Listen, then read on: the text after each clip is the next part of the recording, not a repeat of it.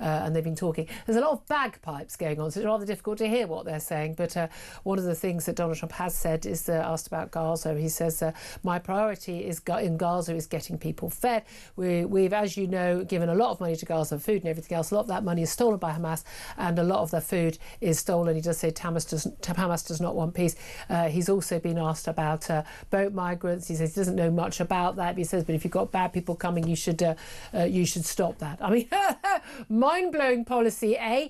Anyway, let's talk about something else he has had to say on wind turbines with our next guest, Andrew Montford. He's director of Net Zero Watch. A very good afternoon to you.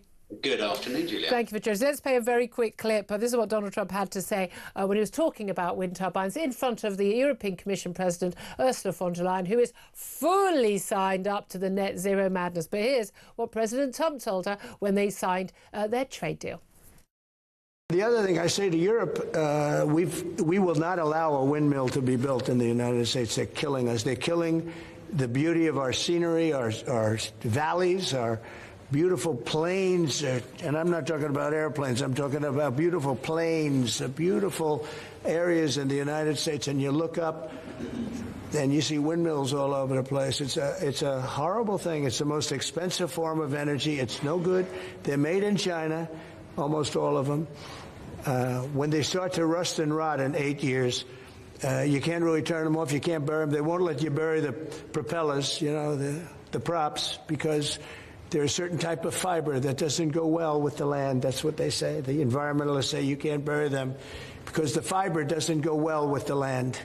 In other words, if you bury it, it will harm our soil. The whole thing is a con job. What an absolute pleasure and a joy that was to listen to, Andrew. What did you make of what he had to say? Yeah, absolutely. I mean, that was very well said, wasn't it? And you know, he's right about the core thing. It's a very expensive form of energy, and yes, it does absolutely destroy landscapes. I mean, I live in Scotland, and you know, I find it extraordinary that a country that is so beautiful and relies on that beauty to get in all its tourists is wanting to cover the whole place with wind turbines. It's absolutely bonkers. I know, and again, there's often, you know, local councils and governments who won't let you sort of change your window design on your home to put, I don't know, put in even, you know, double glazing. But oh, that'll ruin the local environment. Oh no, but here's a huge big turbine that could be seen from 100 miles away. I'm fascinated by the fact that the turbines apparently ruined the view from the 18th hole of his Turnberry course, and that's why he particularly cares about it. But of course, he is right, isn't he? And this is the interesting thing. We're talking about, you know, the trade deal that he signed with the EU, and obviously this is going to be coming up in the conversation with Keir Starmer as well, because we still haven't got our UK trade deal officially over the line. Is a lot of this is about, you know, what's been going on with China as well. You know, this dumping of steel, this dumping of you know, these you know, the cheaper Chinese cars, but also they make all the wind turbines, as he's quite rightly says, and the solar panels. But of course, these are all made in China using coal-fired factories.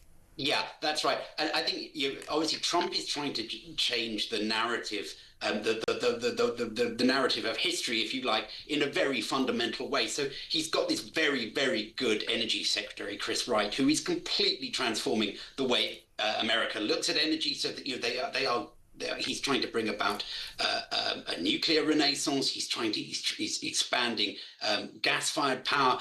You know, so they're going to get AI in a way that we can just never dream of doing because our electricity is far too expensive. They're going to export all this natural gas to Europe, which is going to be very good geopolitically, because that means that Europe is going to rely on America for its energy rather than Mr. Putin. I mean, you know, he really is being completely transformational here. And I think that's all to the good, really. You know, we don't want the EU relying on Russia. Yes. You know, we want the free world sticking together.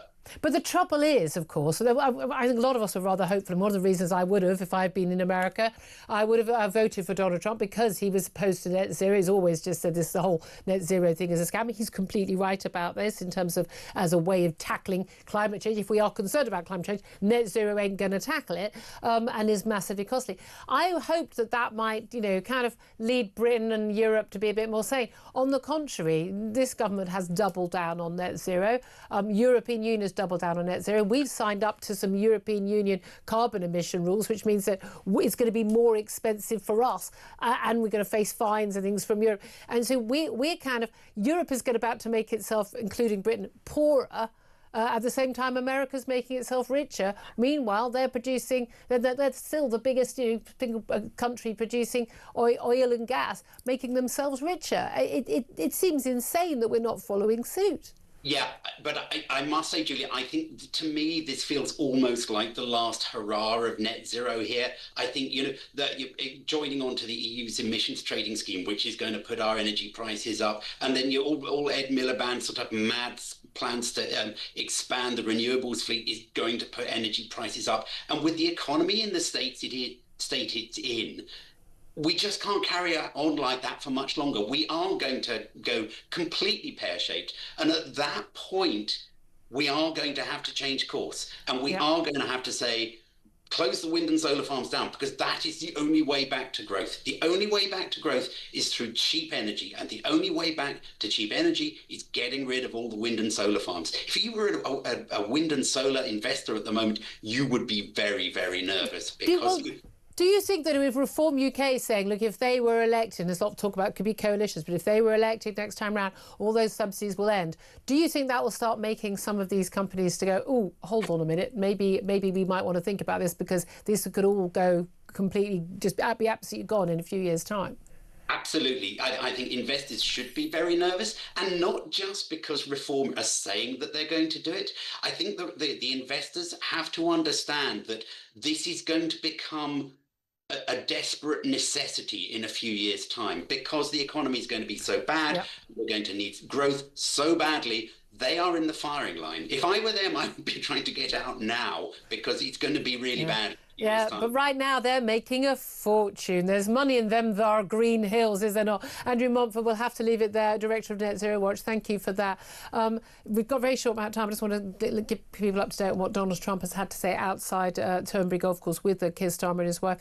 He has said that, asked about free speech, if it would be discussed today. It's been an issue in social media, and he says free speech is very important, and he says we've had free speech for a very, very long time here, meaning the US, so we're very proud of that and we'll protect it. Asked about the small boats crisis, Keir Starmer, he asked Keir Starmer what the question referred to before adding immigration is a big factor, and I think, frankly, if they're coming from other countries and you don't know who they are they coming from prisons? We had it when they came in from prisons, and we're moving them all out. He says taking a strong stand on immigration is imperative. Sam Armstrong, how big are the chances that Keir Starmer will actually listen?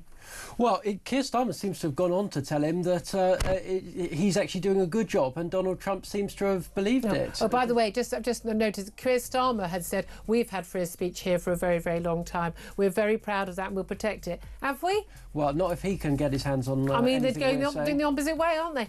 Sam Armstrong, it's been an absolute pleasure. Thank you so much for joining me throughout the day, even though you've been a right old moany pants when it comes to the Women's Euros victory.